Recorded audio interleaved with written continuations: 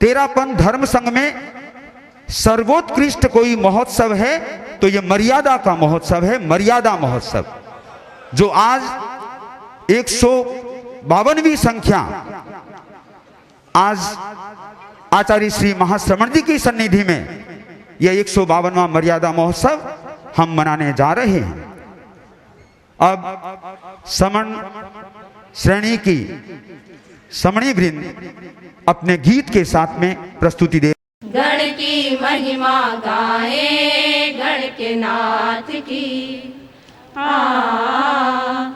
पावन परंपरा के सुप्रभात की, दोहराते प्रणय गुरु साक्षी में, बद्धांजलि सहगान से पूर्वाचार्यों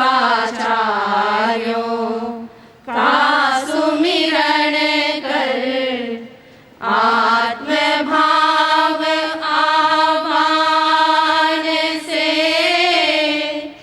अनुशासन में रहने पर ही, अनुशासन में रहने पर ही अभय अहिंसा, सेवा के संस्कार सघन तो संग सदा सरसाए। जय हो जय हो जय हो जगन्नाथ की, पावन परंपरा के सुप्रभात की, गण की महिमा गाए गण के नाथ की, पावन परंपरा के सुप्रभात की, ज्योति धाम की जय, भिक्षु स्वाम की जय, नवसंधान की जय, संग विधान की जय। गण की महिमा गाए गण के नाथ की, पावन परंपरा के सुप्रभात की, गण की महिमा गाए गण के नाथ की, गण की महिमा गाए गण के नाथ की, गण की महिमा गाए गण के नाथ की।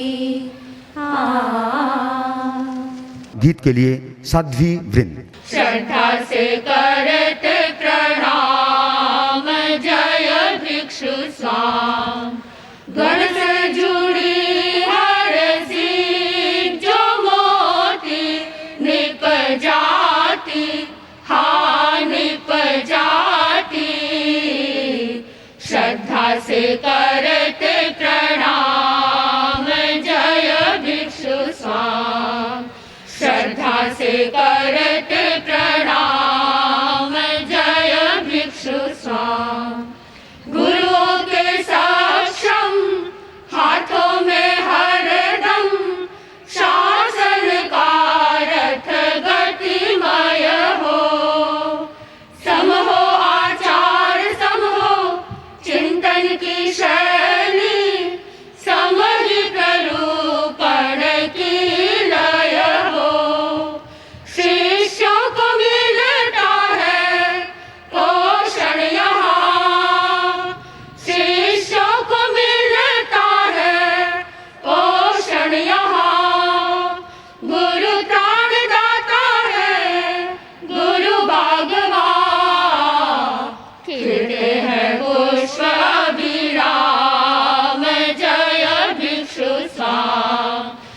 गिरते हैं पुष्प अभिराम, जय भिक्षु स्वाम। जय महाश्रमण।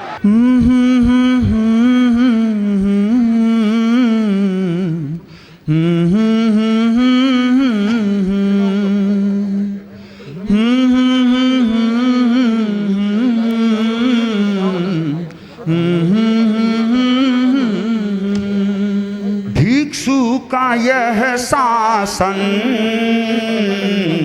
सत्यं शिवं सुंदरं, भिक्षु का यह शासन सत्यं शिवं सुंदरं, भिक्षु का हर आसन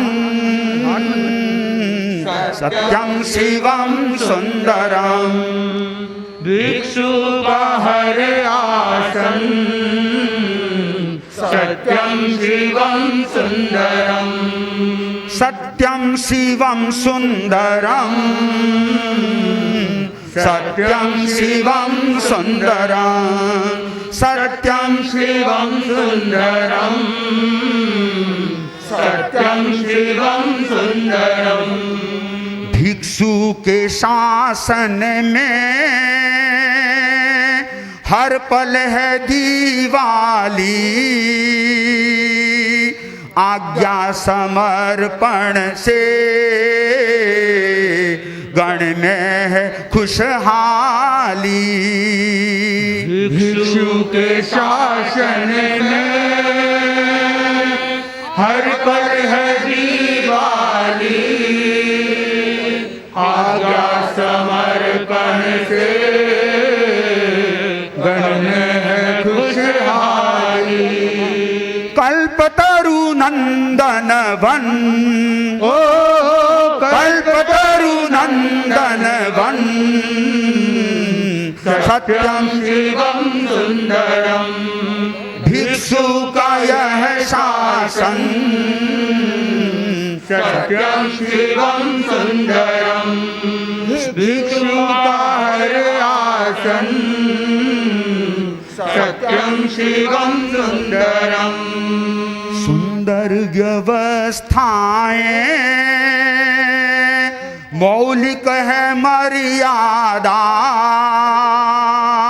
साधना से मंजिल मिले शासन का है वादा। सुंदर व्यवस्थाएं मौलिक है मर्यादा, साधना से मंजिल मिले शासन का है वादा। एक गुरु अनुशासन, ओ एक गुरु अनुशासन, सत्यं शिवं सुंदरं, भिक्षु का यह शासन सत्यं शिवं सुंदरं, भिक्षु का हर आसन सत्यं शिवं सुंदरं।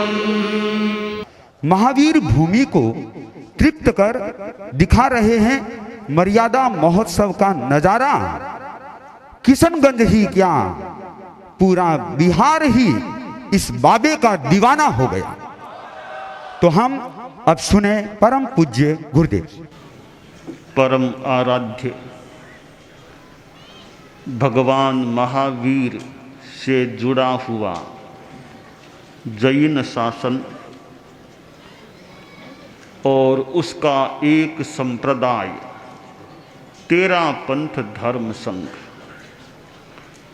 आज हम तेरा पंथ धर्म संघ के 152वें मर्यादा महोत्सव के मुख्य समारोह में उपस्थित हैं। यह मर्यादा महोत्सव तेरा पंथ धर्म संघ के चतुर्थ आचार्य प्रज्ञा पुरुष श्रीमद् जयाचार्य द्वारा प्रारंभ किया गया था। इसके प्रारंभ का आधार क्या है? यह माघ शुक्ला सप्तमी को आयोजित होता है, तो माघ शुक्ला सप्तमी को ही क्यों आयोजित होता है? इसका आधार है आचार्य भिक्षु का एक लिखत। आप यह देख सकते हैं, आचार्य भिक्षु का लिखत। ये देखिए, यह एक पन्ना है, बस एक पन्ना मानो कि आधार बना हुआ है मर्यादा महोत्सव का। रिख भीखण सर्वसाधारण मर्यादा बांधी। सम्मत 1832 वर्ष स्वामी भीखण जी ने एक लिखत लिखा था विक्रम सम्मत 1832 में, और उस 1832 के वर्ष में उन्होंने अपना उत्तराधिकारी मनोनीत किया था। छोटी अवस्था में अपना उत्तराधिकारी बना दिया था। तो जो 32 के वर्ष में मर्यादा बांधी गई, ते तो सर्व कबूल छे। यह भाषा हिंदी नहीं है, यह पुरानी राजस्थानी भाषा। पूरी भाषा सबके समझ में न भी आए, पर भाषा का अपना महत्व, मूल भाषा, मूल पाठ का अपना महत्व है। अनुवाद भले हो जाए, मूल पाठ का अधिक महत्व है। यह मूल पाठ है। तिण मर्यादा मासू वीर भाण तिलोक चंद्र भाण ए मर्यादा लोप ने भागल हुआ। ते तो जिण मार्ग सू टलिया, त्याने तो 10मो प्राचित दिया बिना माहे लेवारा त्याग। सर्व साधार छे हिवे आगली मर्यादा ने कायक फेर नवी मर्यादा बांधी छे। ते लिखिए छे सर्व साध साध्विया ने पूछी ने यांकना कहिवाई ने मर्यादा बांधी छे। ते लिखिए छे सर्व साध साध्वी भारमलजीरी आगना माहे चालनो। आचार्य भिक्षु के उत्तराधिकारी बने थे आचार्य श्री भारमल जी स्वामी। तो आचार्य भिक्षु ने कहा, अर्थात मेरे बाद में भारमल जी की आज्ञा में चलना है। शेखा काल बिहार चौमासो करणो ते भारमल जी री आगना सु करणो। आगना लोप ने बिना आगना कठई रहनो नहीं। दीक्षा देनी ते पिन भारमल जी रे नामे देनी। कोई दीक्षा भी साधु साध्वियां दें गुरु की आज्ञा से, तो वो शिष्य तो गुरु के आचार्य के, और उस समय भारमल जी स्वामी की बात थी, तो कोई दीक्षा भी साधु साध्वियां दें तो वो भारमल जी स्वामी के अधिकार में होंगे दीक्षित साधु साध्वियां। दीक्षा देने आन सूपणो चेलारी कपड़ारी साताकारी खेतररी इत्यादिक अनेक बोलारी ममता कर कर ने अनंता जीव चारित गमाय ने नरक निगोद माही गया छे। भले भेक धार्यारा एहवा चैन देखा छे। तीन सु शिखा दीकरी ममता मिटावण रो ने चारित चोखो पालन रो उपाय कीधो छे। विनय मूल धर्म ने न्याय मार्ग चालन रो उपाय कीधो छे। देखधारी विकला ने मूंड भेड़ा करे ते शिखारा भूखा एक एकरा अवर्णवाद बोले फारा तोरो करे। माहो माँ कजिया राड झगड़ा करे एहवा चरत देख ने साधा रे मर्यादा बांधी छे। सिख साखारो संतोष कराई ने सुखे संजम पालन रो उपाय कीधो छे। साध साधिया पिण इम हीज कयो भारमल जी री आगना माहे चालनो।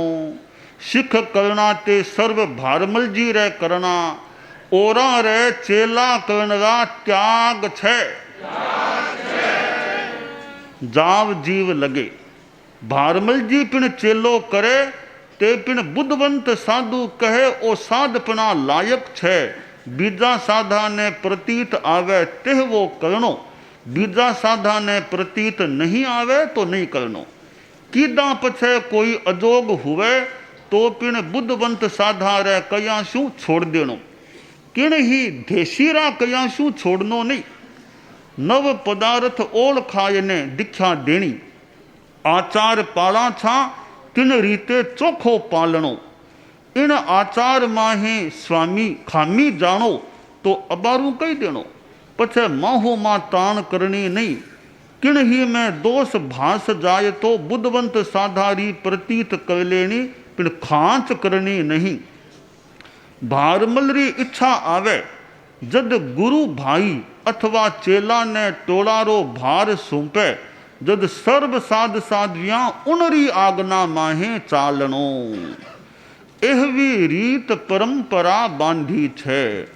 सर्व साध साध्वी एकणरी आज्ञा माहे चालनो एहवी रीत बांधी छे। साध साध्वियारो मार्ग चाले जठा ताई। कदा कोई उसब कर्म रे जोगे टोला मास्यों फारा तोरो करे ने 1 2 3 आदि निकले। घणी धुरताई करे बुगल ध्यानी हुए त्याने साध सरधना नहीं। 4 तीर्थ माही गिणवा नहीं। याने चतुर्विद तीर्थरा निंदक जानवा एहवाने बांधे ते जिण आज्ञा बारे छे। कदा कोई फेर दीक्षा ले ओरा साधा ने असाध सरधायवाने तो पिण उनने साध सरधनो नहीं। उनने छिरवियां तो उ आल दे काटे। किनरी एक बात माननी नहीं। उन तो अनंत संसार आरे कीधो दिसे छे। कदा करम धक्को दीदा टोलाशू टले तो उन रे टोलारा साध साध्यारा अंश मात्र हुंता अणहुंता अवर्णवाद बोलनरा अनंता सिद्धारी ने पांचों ही पदारी आण छे। पांचों ही पदारी साक्षू पचखान छे। पचखान किया है। साध साध्यारी शंका परे जो बोलनरा पचखान। कदा उ बिटल होय सोस भांगे तो हलुकर्मी न्यायवादी तो न माने। उन सरीखो बिटल कोई माने तो लेखा में नहीं। हिवे किन ही ने छोड़नो मिलनो पड़े। किन चर्चारा बोलरो काम पड़े तो बुद्धवान साध विचार ने करनो। भले सरदारो बोल पिण बुद्धवंत हुए ते विचार ने संचय बैसाननो। कोई बोल न बैसे तो तान करनी नहीं। केवलिया ने भड़ावनो पिण खांच अंश मात्र करनी नहीं। 20 कोस 40 अथवा अलगी दूर चौमासो उतरिया अथवा शेखा काल कपड़ो जाचो हुए तो आप रे मते फाड़ तोड़ने बैंत बैंत ने पहनो नहीं। कदा जरूरी काम पड़े तो जाडो जाडो तो बांट लेनो। नहीं तो आचार्य नी आज्ञा बिना बांटनो नहीं। नहीं तो आचार्य आगे आणने मेलनो। आचार्य जथा जोग इच्छा आवे ज्यों दे ते लेनो। तिनरी पाछी बात चलावनी नहीं। इनने मही दीदो इनने मोटो दीदो इम कहनो नहीं कहीनो नहीं। किणने करम धक्को देवे ते टोलाशु न्यारो हुए तो इन सरदारा भाई बाई हुए तिहा रहनो नहीं। एक बाई भाई हुए तिहा रहनो नहीं। बाटे बैता एक रात कारण पड़िया रहे तो पांचों बिगय ने सूखड़ी खावारा त्याग छे। अनंता सिद्धारी साख करीने छे। भले टोला माए उपग्रहण करे तो पाना पड़त लिखे ते टोला मई थका परत पाना पात्रादिक सर्व वस्त जाचे ते साथे ले जावनरा त्याग छे। एक बोदो चोलपट्टो मुंह पत्ती एक बोदी पिछेवड़ी खंडिया उपरंत बोदा रजू हरण उपरंत साथे ले जावनो नहीं। उपग्रहण सर्व टोलारी निस्रायरा सादारा छे और अंश मात्र साथे ले जावनरा पचखान छे। अनंता सिद्धारी साख करने छे। कोई पूछे या खेतरा में रहीण रा सूस क्यों कराया। तिन्ने यूं कहनो रागा देखो बद तो जानने कलेश बद तो जानने उपगार घट तो जानने इत्यादि अनेक कारण जानने कराया छे। तिलोक चंद चंद्र भाण ने 10मो प्रायश्चित दिया बिन माहे लेनवा त्याग छे। ए तो महा दगादार छे, माही लेवा जोग नहीं छे। भले कोई याद आवे ते लिखनो तिनरो पिण ना कहनवा त्याग छे। सर्व कबूल छे। सर्व साधारा परिणाम जोईने रजा बंद कर्या आंखना शू जुदो जुदो कहीवाई ने मर्यादा बांधी छे। जिनरा परिणाम चोखा हुए ते आ मर्यादा ने ऐसूस आरे होइजो। कोई शर्मा शर्मीरो काम छे नहीं। मुंडे ओवने मन में और इम तो साधु ने करनो छे नहीं। इन लिखित मुँह खूंचनो काढ़नो नहीं, पछे कोई और रो और बोलनो नहीं। अनंता सिद्धारी साख करने सारा रे पचखान छे। ए पचखान भांगण रा अनंता सिद्धारी साख सू पचखान छे। किण ही टोला माई अनेरा किण ही माई जावारा पचखान छे। मर खपणो पिण सूस ने भांगणो। ओ एवो लिखत लिख तू रिख भीखणरो छे। एवो लिख लिख भीखणरो छे। संबत 1859 रा माह सुदी सात्यों बार सनीसर। लिख तू रिख सुख राम ऊपर लिखो ते सही। लिख तू रिख अखै राम ऊपर लिखो ते सही। लिख तू रिख खेत सी ऊपर लो लिखो ते सही। लिख तू रिख नान जी ऊपर लो लिखो सही। लिख तू रिख सुखा ऊपर लो लिखो सही। लिख तू रिख उदय राम ऊपर लो लिखो सही। लिख तू रिख कुशाल ऊपर लो लिखो सही छे। लिख तू रिख ओटो ऊपर लिखो सही कर मान्यो छे। लिख तू रिख रायचंद ऊपर लो लिखो सही। लिख तू रिख डूंगरसी ऊपर लो लिखो सही। लिख तू रिख भगा ऊपर लिखो ते सही। इस लिखत के आधार पर यह आज के दिन मर्यादा महोत्सव हमारा पिछले 151 वर्षों से आश्रय आयोजित हो रहा है। यह चला आ रहा है क्रम। इसका मुख्य समारोह जहाँ धर्म संघ के आचार्य होते हैं वहाँ आयोजित होता है। धर्म की शुभ साधना में हम निरत प्रतिपल रहे। ज्ञान दर्शन चरण की पावन त्रिवेणी। देह नश्वर तत्व स्थायी चेतना इस लोक में। विषमता तम मुक्त होकर जिए प्रज्ञालोक में। दुख सुख निंदा प्रशंसा लाभ या नुकसान हो। वेदना जीवन मरण में चित्त समता वान हो। धर्म की शुभ साधना में हम निरत प्रतिपल रहे। ज्ञान दर्शन चरण की पावन त्रिवेणी में बहे। जैन शासन भिक्षु शासन का सुखद साया मिला।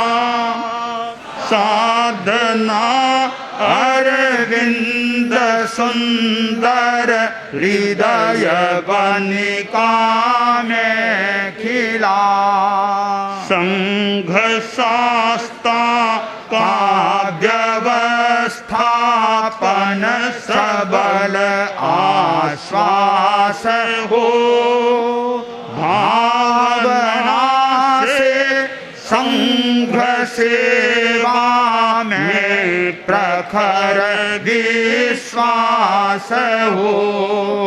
धर्म की शुभ साधना में हम निरत प्रतिपल रहें। ज्ञान दर्शन चरण की पावन त्रिवेणी में बहें। हमारे लिए आत्म साधना प्रथम चीज है।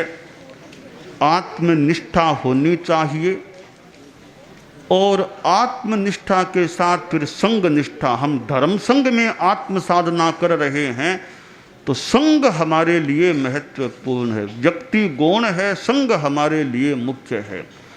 और यह साधु साध्वी रूप संग हमारे लिए प्रणम्य है। हम इस संग को प्रणाम करते हैं और संग के प्रति हमारी यह भावना कि चयज देहम धम्म नहु धम्म शासनम। शरीर को भले आज छोड़ दे आदमी, पर संग को न छोड़े। छोटी बातों को लेकर कभी संग को छोड़ने की भावना नहीं आनी चाहिए। और कोई अभागा आदमी छोड़े तो उसके साथ जाने का प्रयास नहीं करना चाहिए। कोई भाई जाए, बाप जाए, बेटा जाए, भतीजा जाए, काका जाए तो हो सकता है उसके भाग्य में कोई कमी होगी, हम उसके साथ क्यों जाएं? हमारा भाई बहन काका आदि का संबंध बाद का है। धर्म संग और गुरु के साथ नाता हमारा पहले है। इसलिए हमारे मन में यह संग के प्रति निष्ठा की भावना रहनी चाहिए। हमारे कसाय मंद पड़े मंद रहें और निर्धारित उपयुक्त आचार है उसके प्रति हमारी जागरूकता रहे। और मर्यादा निष्ठा, हम मर्यादाओं के प्रति निष्ठा रखें। हमारी मौलिक मर्यादाएं हैं, सर्व साधु साध्वियाँ एक आचार्य की आज्ञा में रहे। विहार चतुर्मास आचार्य की आज्ञा से करे। अपना अपना शिष्य शिष्याएं कोई साधु साध्वी न बनाए। आचार्य भी योग्य व्यक्ति को दीक्षित करें। दीक्षित करने पर भी कोई अयोग्य निकले तो उसे गण से अलग कर दे। आचार्य अपने गुरु भाई या शिष्य को अपना उत्तराधिकारी चुने, उसे सब साधु साध्वियां से हर्ष स्वीकार करे। ये हमारी मौलिक मूलभूत इस संगठन की साधु साध्वियों के लिए मर्यादाएं हैं। ये 5 निष्ठा, आत्मनिष्ठा, संघ निष्ठा, आज्ञा निष्ठा, आचार निष्ठा और मर्यादा निष्ठा, ये निष्ठाएं मानव की अमृत है, हमारे लिए सुरक्षा कवच हैं और आत्मा को कल्याण की दिशा में आगे ले जाने वाली निष्ठाएं भी हैं। हम साधु साध्वियाँ हैं। हमारे धर्म संघ में एक साधुओं का समूह है, इधर साध्वियों का समूह है, इधर श्रवण श्रेणी का भी अपना समूह है, श्रावक हैं, श्राविकाएं हैं और कितनी कितनी संस्थाएं इस धर्म संघ में समाज में हैं। इन सब से मिला जुला और हमारा अपना मर्यादा व्यवस्था विधान है, प्रबंधन है और एक आचार्य का नेतृत्व है, हमारी परंपरा है। जो अभी मैंने यह लिखत सुनाया था वह लिखत भी कितना पुराना हो गया है। मैं भूल न करूं तो 213 बरस उस लिखत को हो गए हैं। तो हमारा इस माने में इतना पुराना लिखत भी है, विधान भी है, मर्यादा भी है। तो हम इन निष्ठाओं के प्रति आत्मनिष्ठा, संघ निष्ठा, आज्ञा निष्ठा, आचार निष्ठा, मर्यादा निष्ठा के प्रति जागरूक रहने का प्रयास करें। हमारा साधु साध्वी समुदाय है और साधु साध्वियाँ अपनी साधना करें, यह हम सब के लिए काम्य है ही। हम अपनी साधना के प्रति जागरूक रहें और कहीं गलती न हो, कहीं गलती हो जाए तो हमारा यह भी लक्ष्य रहे कि हम अपना परिष्कार और परिमार्जन करने का भी प्रयास करें। हमारे साधु साध्वियों को कई बार चिकित्सा की भी अपेक्षा पड़ जाती है और चिकित्सा भी कुछ विशिष्ट चिकित्सा। और उस चिकित्सा के संदर्भ में कई बार चारित्रात्माओं को भिन्न सामाचारी में भी होना पड़ता है और कई बार विशेष अपवाद के रूप में वाहन का प्रयोग भी करना पड़ता है। कितने साधु साधियों के यह शरीर की स्थितियां हैं या कुछ मन की स्थिति जो भी है, वाहन का प्रयोग भी करना पड़ जाता है। मैं इस विषय में एक बात साधु साधियों को, चारित्रात्माओं को बता रहा हूँ। वह यह है कि ठीक है, अब शरीर की स्थितियां हैं और इतना हमारा वो आत्मबल भी रहे न रहे तो कभी हम में से किसी को भी वाहन का प्रयोग करना पड़ सकता है, तो फिर उसकी शुद्धि अच्छी हो जानी चाहिए। न पड़े अच्छी बात है, पड़ जाए तो अच्छी शुद्धि भी होनी चाहिए। तो मैं यह बता रहा हूँ कि किसी भी चारित्रात्मा के वाहन का प्रयोग, यानी मूल जो व्यक्ति जिसके लिए वाहन का प्रयोग हो, उसके वाहन का प्रयोग हो जाए तो एक भिन्न सामाचारी काल के लिए उसे 1 महीने का छेद प्रायश्चित दिया जाए। एक बार काम पड़ जाए, यानी एक भिन्न सामाचारी काल, जैसे एक बार भिन्न सामाचारी में हुए 2 महीना 3 महीना जितने भी रहे, उतने पूरे काल के लिए जितनी भी बार वाहन का काम पड़ा हो, उस पूरे काल को एक भिन्न सामाचारी काल मान करके उस एक भिन्न सामाचारी काल के लिए वाहन के प्रयोग की दृष्टि से जो मूल कारण होगा जिसके लिए वो वाहन का प्रयोग हुआ है, परिचारक की अलग बात है, मूल जो व्यक्ति है उसको 1 महीने का छेद प्रायश्चित दिया जा सकेगा, या उसका संयम पर्याय 1 महीने का कम किया जा सकेगा। यह प्रायश्चित का निर्धारण किया जा रहा है। कोई जैसे रोगी है, यथासंभव यह चिंतन है, यथासंभव सामान्यतया कि एक जैसे कोई साधु, कोई काल्पनिक हो गया, उसे जाना पड़ रहा है, तो उसके साथ 2 साधुओं की, साधु या समण की व्यवस्था हो सकेगी। और उससे ज़्यादा सामान्यतया, यानी विशेष स्थिति अलग बात है, सामान्यतया एक मुनि की परिचर्या के लिए 2 साधु अथवा समण, 2 व्यक्तियों की व्यवस्था यथासंभव हो सकेगी। किसी साध्वी को जाना पड़े तो उसके साथ वाहन में जाना पड़े तो परिचर्या की दृष्टि से एक तो वह है ही, उसके साथ 3 और साध्वियां समणियां जो भी व्यवस्था बैठेगी, 3 व्यक्ति नियोजित किए जा सकेंगे सामान्यतया, और ज़्यादा सामान्यतया यथासंभव व्यवस्था नहीं होगी। विशेष स्थिति में जो कुछ करना पड़े वो अलग बात है। सामान्यतया एक साध्वी के लिए 3, चाहे तीनों समणियां हो, चाहे तीनों साध्वियां हो। और पहला प्रयास तो यह संभवतः है कि समणियों को मौका मिले, फिर समणियों का इतना आनुकूल्य न लगे तो साध्वियों को भी, या अपेक्षा से भी साध्वियों को भेजा जा सकेगा, पर 3 व्यक्तियों को यथासंभव परिचर्या के लिए भेजा जा सकेगा। तो परिचर्या के लिए जाएंगे, परिचर्या के लिए आचार्य प्रवर द्वारा जिनको नियोजित किया जाएगा वे जा सकेंगे। जिनको आचार्य प्रवर निर्देश या इंगित या अनापत्ति देंगे तुम इनकी सेवा करो, तो वे व्यक्ति जा सकेंगे। यह नहीं कि अमुक कोई मेरे साथ होना चाहिए, वो जैसा बड़े ठीक समझे वो किसी को भेज सकेंगे। तो जो परिचर्या के लिए जाएंगे उनको 1 मास का छेद नहीं आएगा, उनको सामान्य सा थोड़ा सा प्रायश्चित आएगा। मूल व्यक्ति को 1 मास का छेद का प्रायश्चित दिया जा सकेगा। और कोई व्यक्ति यह कह दे मेरी बहुत भावना है, मेरे निकट के हैं, मेरे संबंधी हैं, मैं इनके साथ में जाना चाहूँगा, तो बड़े सोचें कि और व्यवस्था है, फिर भी उसकी बहुत भावना है कि मैं ही जाना चाहता हूँ, तो इतनी भावना से जाने वाले व्यक्ति को भी फिर 1 मास का वो छेद प्रायश्चित की व्यवस्था से उसको भी भेजा जा सकेगा। यह चिंतन किया है।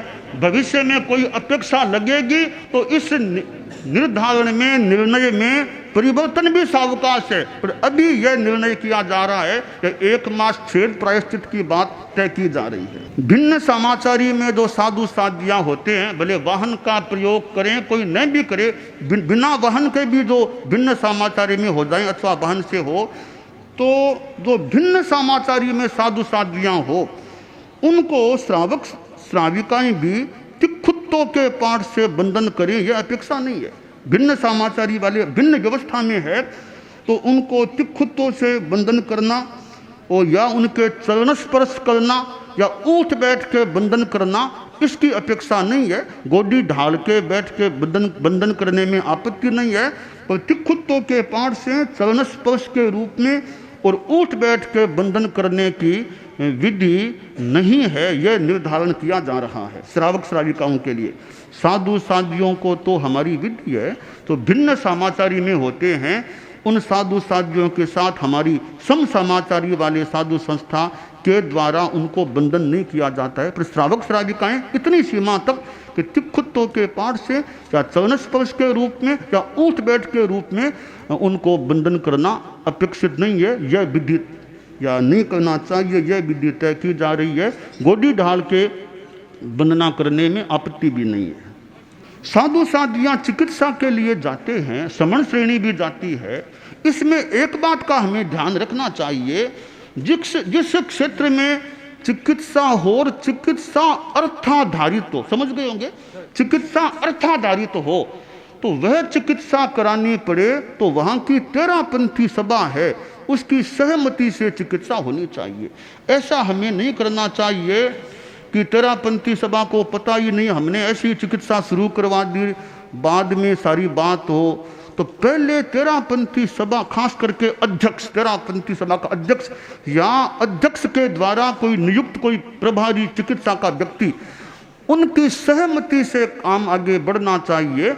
और कभी ऐसा लगे साधु साध्वियों को कि कोई हमारे अनुकूल व्यवस्था नहीं हो रही है, तो आचार्य प्रवर के पास बात पहुंचाई जा सकती है कि यह समस्या आ रही है, और तो उस समस्या के बारे में फिर बड़े जैसा इंगित कर दें, उस बात पर साधु साध्वियाँ भी ध्यान दे ले और तेरापंथी सभा भी ध्यान दे ले, तो उस इंगित के अनुसार फिर काम हो जाना चाहिए।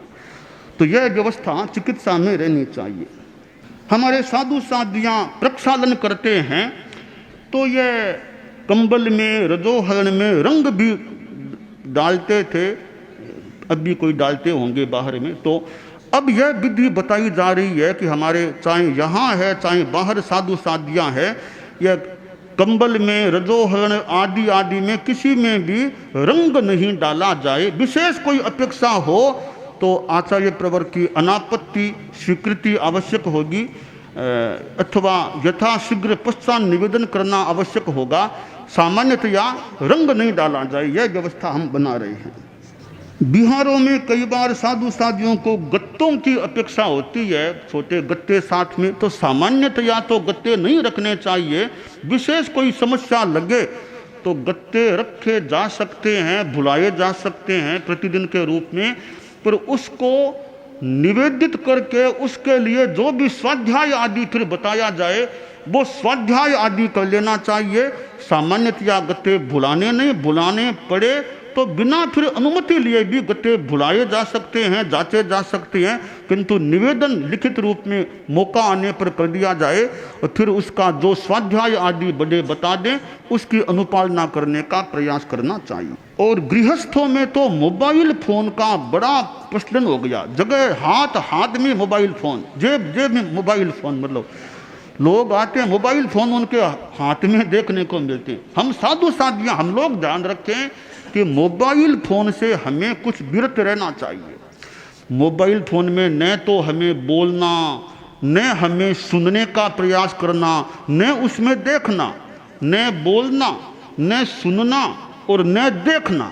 मोबाइल फोन से हमें विरत रहने का प्रयास करना चाहिए। और देखिए, मोबाइल फोन संबंधी कोई गलती अगर चारित्रात्माओं से हो जाए तो हो सकता है बड़े फिर थोड़ा उसका थोड़ा सा बड़ा प्रायश्चित भी कभी दे सकते हैं। भी किसी के पास मोबाइल फोन रहा, ऐसी जानकारी पुष्ट प्रमाण सहित मिल गई है, तो फिर बड़े कभी कभी थोड़ा, कभी का जब जैसा अवसर लगे, उचित लगे, तो इस प्रवृत्ति का थोड़ा बड़ा प्रायश्चित भी दिया जा सकेगा।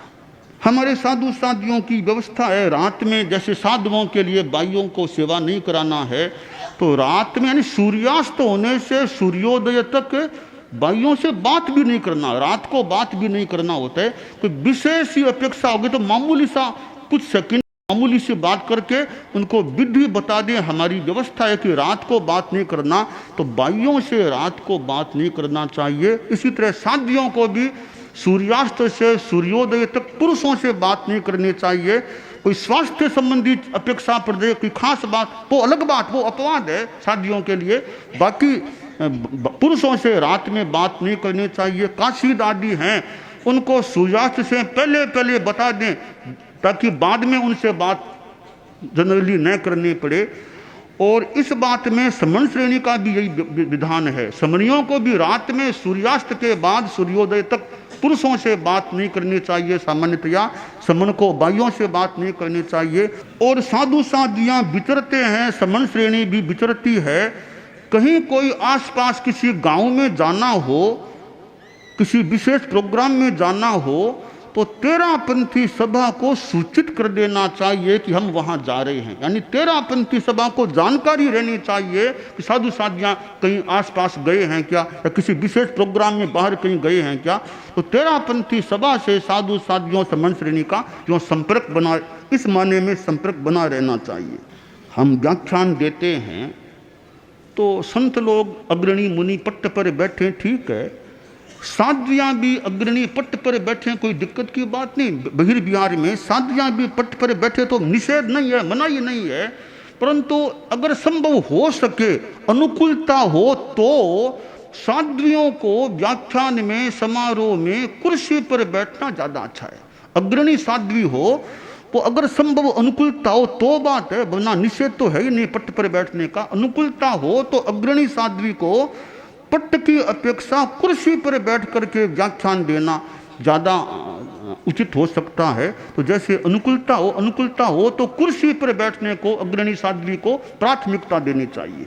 हमारे यहाँ दीक्षाएं होती रहती है। दीक्षा में एक व्यवस्था बता रहे हैं कि पुरुषों की दीक्षा हो तो सामान्यतया विशेष स्थिति के सिवाय 50 वर्ष पार, जन्म की दिनांक से 50 वर्ष पार पुरुषों को वो दीक्षा सामान्यतया नहीं देने की व्यवस्था की जा रही है। अभी आज किसी की कह दें तो अलग बात है, आज किसी की कह दें अलग बात है, बाद में और दीक्षा नहीं देनी चाहिए।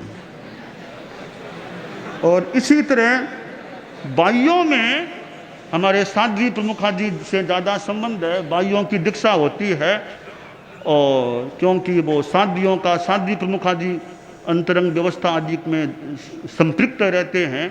तो आपसे भी बहुत पहले बात हुई थी। तो बाइयों की दीक्षा सामान्यतया जन्म दिनांक से 45 वर्ष पार बाई की दीक्षा, मुनि दीक्षा यानी साध्वी दीक्षा, समनी दीक्षा, कोई दीक्षा सामान्यतया नहीं दी जाए। समीक्षा परिषद की गोष्ठियाँ होती है, कल्याण परिषद की गोष्ठियाँ भी होती हैं। तो समीक्षा परिषद और कल्याण परिषद यानी मूलचंद जी नार की कुछ भावना लगती है, मतलब ठीक है, सामान्यतया बात है। तो समीक्षा परिषद की गोष्ठियाँ होती हैं, उनमें जो निर्णय हो तो निर्णय होते ही उनको लागू नहीं माना जाए जब तक उनको बड़े यह न कह दें कि लागू है, या वो अनुशासन संहिता आदि में उल्लिखित न हो जाए, तब तक निर्णय की स्थिति में वे हैं, उन्हें लागू न माना जाए। लागू तो लागू हैं ऐसी बात कह दी जाए तब लागू माना जाए, वरना उन्हें लागू किसी निर्णय को न माना जाए। हमारे धर्म संघ में बहुश्रुत परिषद भी है और हमारे सप्त सदस्यीय बहुश्रुत परिषद है। तो उनमें साध्वी प्रमुखा जी भी हैं, श्रद्धेय मंत्री मुनिश्री भी हैं। हमारे श्रद्धेय मंत्री मुनिश्री भी इस परिषद के सम्मान्य वरिष्ठ सदस्य हैं। तो सप्त सदस्यीय बहुश्रुत परिषद का मैं श्रद्धेय मंत्री मुनिश्री सुमेरमल जी स्वामी लाडनों को संयोजक के रूप में मनोनीत कर रहा हूँ। साधु साध्वियाँ अवस्था आने पर या विशेष स्थिति में कई बार अग्रणी साध्वी साधु भी संथारा को ग्रहण कर सकते हैं। तो अग्रणी साधु साध्वी संथारा ग्रहण कर ले, उसके पश्चात अग्रणी का यह जो आज्ञा आलोचना व्यवस्था, यह दायित्व उन पर नहीं रहे। बाद में यह दायित्व तो अग्रणी के बाद जो भी दीक्षा ज्येष्ठ सर्वदीक्षा ज्येष्ठ साधु या साध्वी हो और या कोई बड़ों के द्वारा निर्दिष्ट व्यक्ति हो, वो वह दायित्व संभाले, वो अग्रणी तो है, संथारा वाले हैं तो अग्रणी। प्रिय आज्ञा आलोचना व्यवस्था का जिम्मा उन पर नहीं रहे, वो फिर जो अन्य दीक्षा ज्येष्ठ जो भी साधु साध्वी हो या अन्य कोई अग्रणी हो या बड़ों के द्वारा निर्दिष्ट साधु साध्वी हो, वो दायित्व संभाले। अग्रणी साधु साध्वी उस दायित्व से मुक्त रहें, वे अपनी फिर आत्म साधना में लीन होने का प्रयास करें। तो प्रायश्चित्त के बारे में बात है कि जो हमारे बहिर्विहार में साधु साध्वियां हैं, तो उनके लिए यह बताया जा रहा है कि सामान्यतया प्रायश्चित्त ये गृहस्थों के साथ अपनी बात भेज करके नहीं लेना चाहिए। देखिए, जब बड़ों हमसे उनका मिलना हो, या तो उनके जो अग्रणी हैं वे प्रायश्चित्त दें तो उनसे स्वीकार कर लें, या वे भी न दे सकें न देना चाहें तो जब आचार्य प्रवर से जब कभी मिलना हो तब उनसे अपनी आलोचना ले लेनी चाहिए, और तब तक कुछ उपवास या स्वाध्याय या पोसी आदि आदि करके संग्रह कर लेना चाहिए। बाद में जब प्रायश्चित मिले उस संग्रह में से वो तपस्या उनके प्रायश्चित के रूप में काम आ सकेगी। यहाँ गुरुकुलवास में बहिर्विहारी साधु साध्वियों को अपना प्रायश्चित का प्रतिसेवना की बात यहाँ भेजने की अपेक्षा नहीं है, न ही कोई वार्षिक रिपोर्ट यहाँ भेजने की अपेक्षा है। जब मिलना हो तब अपनी वार्षिक रिपोर्ट हमें आवेदित कर सकते हैं। हाँ, केवल वाहन का जो प्रयोग होगा उसका प्रायश्चित तो वो मांग सकेंगे, बाकी प्रायश्चित है सामान्यतया, विशेष स्थिति की अलग बात है कि अग्रणी से ले या जब हमसे मिलना हो तब हमसे वो ग्रहण कर सकते हैं। साधु साध्वियों को भिन्न समाचारी में जब वाहन का प्रयोग करना पड़ सकता है किसी को, तो कई बार वो कार्ड जो भी यात्रा का कार्ड होता है, जिसका आधार कार्ड जो भी, उसके बिना कई बार दिक्कत आ सकती है। तो जो भी साधु साध्वियाँ अपना आधार कार्ड बनवाना चाहें तो हमारी ओर से मनाही नहीं है। तेरापंथी महासभा इसका माध्यम बन सकती है और उनका आधार कार्ड भी बन सकता है, ताकि उनकी विशेष स्थिति की यात्रा में असुविधा न हो। तो इसमें कोई आपत्ति वाली बात नहीं है। बाद में प्रायश्चित उसका अपेक्षानुसार वे ले सकेंगे। हमारे साधु साध्वियाँ गोचरी में ध्यान दें। देखिए, ये जो फल उबाले जाते हैं, उबले हुए फल हो, ये उबली हुई कोई ककड़ी आदि सब्जियां हो, सलाद हो, तो अब यह बात व्यवस्था के रूप में बताई जा रही है। साधु साध्वियां और समण श्रेणी भी उबले हुए फ्रूट से सब्जियां, सलाद, केवल तो यानी व्यंजन साग तो ले सकते हैं, साग के सिवाय उबले हुए फल, सब्जियां, सलाद, इनको गोचरी में भिक्षा में न यहाँ ग्रहण किया जाए न न्यारा में किया जाए। तो विशेष स्थिति हो तो पूर्व स्वीकृति या यथाशीघ्र पश्चात निवेदन की व्यवस्था हाथ में रह सकेगी। एक पद्य हम लोग यदा कदा बोलते हैं, विघ्न हरण, उसका थोड़ा शुद्ध उच्चारण लगभग यह लगता है, विघ्न हरण मंगल करण स्वामी भिक्षु नो नाम, गुण ओलख समरण किया सर अचिंत्या काम। यानी स्वामी भिक्षु रो नहीं, स्वामी भिक्षु नो नाम, स्मरण करया नहीं, करे नहीं, स्मरण किया। यह जो इसका शुद्ध रूप है वो बाद में और आपको विज्ञप्ति के माध्यम से भी ज्ञात हो सकता है। तो हमें शुद्ध उच्चारण का प्रयास करना चाहिए। हम जगह जगह क्षेत्रों में जाते हैं तो लोग जुलूस के रूप में भी साथ में रहते हैं। तो जुलूस में सामान्यतया विशेष अनापत्ति के सिवाय यह ध्यान रहना चाहिए कि जुलूस में चक्र नहीं लिया जाए, सीधा रास्ता लेना चाहिए। जो हमारे प्रवास स्थल का सीधा रास्ता हो, सीधे रास्ता होना चाहिए बढ़िया, पर वो सीधा रास्ता लेना चाहिए। चक्कर चक्कर नहीं लेकर के जो सीधा रास्ता, उसी रास्ते से जुलूस की व्यवस्था रहनी चाहिए। विशेष स्थिति में विशेष स्वीकृति की बात अलग है, यह व्यवस्थापक लोग हमारे ध्यान रखें, यह अपेक्षा है। और हमारी यात्रा भी काफ़ी निर्धारित हो चुकी है।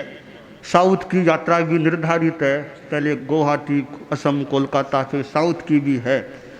तो 2018 का चतुर्मास हमें चेन्नई में करना है और अब चेन्नई के लोगों को भी धर्म का लाभ भी लेना ही चाहिए, धार्मिक कार्य की व्यवस्था भी करनी पड़ती है। तो चेन्नई प्रवास व्यवस्था समिति के अध्यक्ष के रूप में श्री धर्मचंद जी लुंकड़ को मंगल पाठ सुनाना है। और इसी तरह 2019 में बेंगलोर है प्रवास, तो वहाँ के लिए श्री मूलचंद जी नाहर को मंगल पाठ सुनाने का विचार। एक बात है इसमें कि चतुर्मास का प्रवास हो, लंबा प्रवास हो, वहाँ के व्यवस्था समिति के अध्यक्ष के लिए तो मान लो हम लोग भी कुछ, या मैं भी मंगल पाठ सुनाने का या अपना चिंतन इंगित दे दूं। बाकी दो प्रवास व्यवस्था समितियां हो, भले मर्यादा महोत्सव की हो, भले अक्षय तृतीया की हो, और किसी प्रवास की हो, तो उनमें सामान्यतया मेरे मंगल पाठ के इंगित की अपेक्षा नहीं रखनी चाहिए। समाज जैसा ठीक समझे किसी आदमी को लाए, हम तो समाज जिसको लाएगा यथोचित उसी को मंगल पाठ सुना सकते हैं। और कोई खास समस्या कहीं हो जाए, कोई तो समस्या हो, तो फिर बड़ों के पास अपनी बात रखी जा सकती है, और समस्या होने पर बड़े अपना इंगित या मंगल पाठ की सुनाने की इच्छा भी बता सकते हैं। तो सामान्यतया चतुर्मास के लिए हमारे इंगित की अपेक्षा रखें, बाकी आप लोग अपने समझदार लोग अपने ढंग से अपना काम कर सकते हैं, हमारे इंगित की अपेक्षा नहीं रखनी चाहिए। हमारे बड़े बड़े शहरों में प्रोग्राम होते हैं, तो एक बात बताई जा रही है, खासकर मैं 3 बड़े नगरों का नाम ले रहा हूं, मुंबई, दिल्ली और जयपुर। इन 3 नगर जो भी हैं, इनमें 2 प्रोग्राम, एक तो मर्यादा महोत्सव का प्रोग्राम, एक अक्षय तृतीया का प्रोग्राम, ये दोनों प्रोग्राम एक ही जगह पर आयोजित होने चाहिए, अलग अलग नहीं होने चाहिए। अब एक ही जगह, पूरे बॉम्बे का एक ही जगह पर मर्यादा महोत्सव का और अक्षय तृतीया का प्रोग्राम आयोजित होना चाहिए। अन्यत्र कहीं भी साधु साधियों की श्रवण सैनी की सन्निधि में और कहीं वो प्रोग्राम नहीं होना चाहिए। तो मर्यादा महोत्सव का भी और अक्षय तृतीया का भी, उस मुंबई, दिल्ली, जयपुर, इन 3 के लिए अभी मैं यह बात बता रहा हूँ। यह जो सुबह का प्रोग्राम होता है, जो मूल हमारा व्याख्यान का है, उसका नाम रखना चाहिए मुख्य प्रवचन कार्यक्रम। जो सुबह का भले सवेरे हो चाहे कभी मध्याह्न में, जैसे आज मध्याह्न में है, तो मुख्य प्रोग्राम है, उसकी संज्ञा रखी जाए। हमारे गुरुकुलवास की बात है, मुख्य प्रवचन कार्यक्रम। तेरापंथी महासभा का भी चयन, अध्यक्ष का मनोनयन हो गया है, किशन जी डागलिया को यह दायित्व मिला है अध्यक्ष के रूप में, तो वे भी अपना अच्छा काम करें। उनको भी यह शाम को लगभग 6:15 बजे उनको भी मंगल पाठ सुनाने का विचार है। और ये जो चेन्नई बेंगलोर की व्यवस्था की बात बताई गई है, तो चेन्नई बेंगलोर के हमारे चतुर्मास निर्धारित है, तो वहाँ किस जगह पर चतुर्मास हमारा होना चाहिए, इस बारे में मैं 29 फरवरी 2016 को करीब 11 बजे दिन में अपना चिंतन बता सकूंगा कि चेन्नई बेंगलोर में किस जगह पर हमारा चतुर्मास करने का मन है, वो बता सकूंगा। और यात्रा अब हमारी आगे बढ़ रही है। सन 2017 का मर्यादा महोत्सव भी है, उससे पहले वर्धमान महोत्सव है। सन 2017 का वर्धमान महोत्सव कूच बिहार में करने का भाव है। सन 2018 का मर्यादा महोत्सव का भी प्रसंग हमारे सामने है। उड़ीसा में जो करना है, तो उड़ीसा में कहाँ करना, यह बात अभी तक हमने बताई नहीं है, अब देरी नहीं करना चाहते। तो सन 2018 का मर्यादा महोत्सव कटक में करने का भाव है।